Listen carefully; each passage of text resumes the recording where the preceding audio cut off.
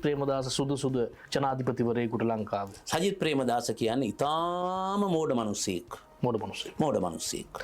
එතකොට එයාට අර තාත්තගේ පුතා පියානෝ කියන කෑල්ල හැර ඒක අයින් කරොත් එහෙම එයාටම ගොඩනගාගත් එකක් එයාට නෑනේ. ඔබලා ආශ්‍රය කළේ නැද්ද ඔය එක්සත් ජාතික පක්ෂය එක්ක? මම ඒකෙන් තමයි දන්නේ මෝඩයා කියලා.